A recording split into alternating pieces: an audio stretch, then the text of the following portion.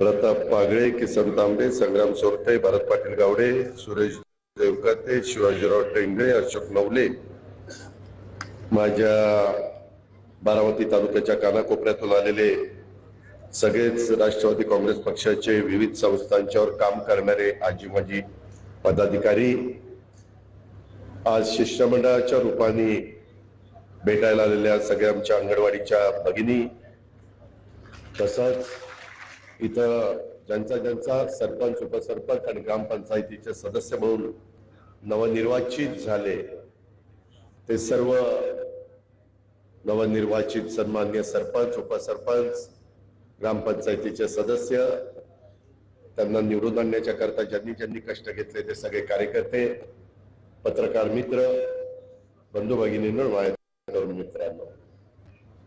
मित्रांनो, बरेच दिवसापूर्वी ग्रामपंचायतीच्या निवडणुका झाल्या आणि महाराष्ट्रामध्ये कसा कौल लागला तो आपण सगळ्यांनी बघितला। खरं तर ते चिन्हावर पक्षाच्या निवडल्या जात नाही, ही वर्षानुवर्षाची परंपरा, परंतु नंतर सरपंच लोक सांगतात की आम्ही कोणत्या विचाराचे आहोत, कोणत्या पक्षाचे आहोत,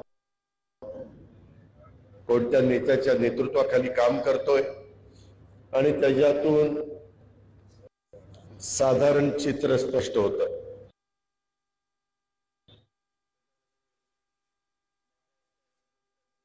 पहिल्या क्रमांकावर आला उपसरपंचाचे ग्रामपंचायतीचे निकाल लागल्यानंतर भारतीय जनता पक्ष पहिल्या क्रमांकावर आला, दुसऱ्या क्रमांकावर आपला राष्ट्रवादी काँग्रेस पक्ष आला, तिसऱ्या क्रमांकावर शिवसेना जे एकनाथराव शिंदेच्या नेतृत्वाखाली काम करते तो आला।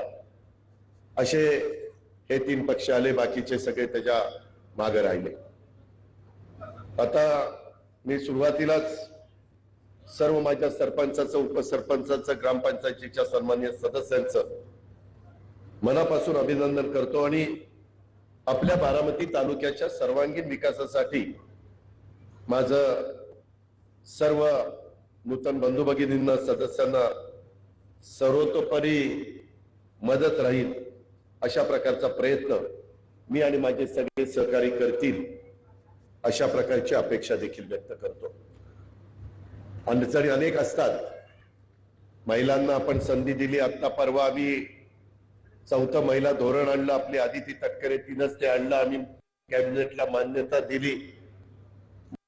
मला देवेंद्रजींना, एकनाथरावांना ज्या काही सूचना करायच्या होत्या, इतर मंत्र्यांना करायच्या होत्या, त्याच्यामध्ये आम्ही केल्या आणि फार बारकाईनं हे 4थं महिला धोरण, महिलाच मंत्री असल्यामुळं तिलाही त्याच्यातले बारकावे माहिती होते, आम्ही पण अनेक वर्ष समाजकारण, राजकारण करत असल्यामुळे आम्हालाही त्याच्यातली थोडी बहुत माहिती होती।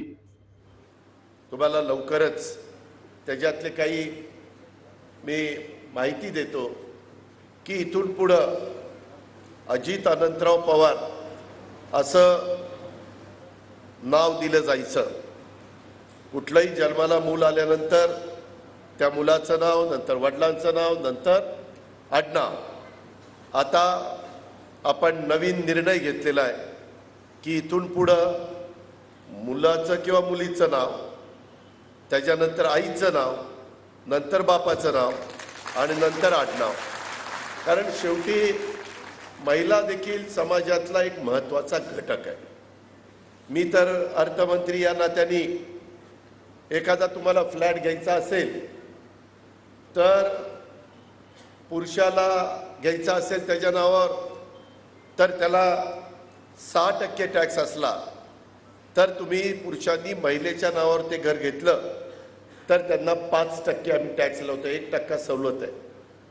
बंधू भगिनींनो, जर 50 लाखाचं घर असलं तर साधारण 50,000 रुपये वाचतात।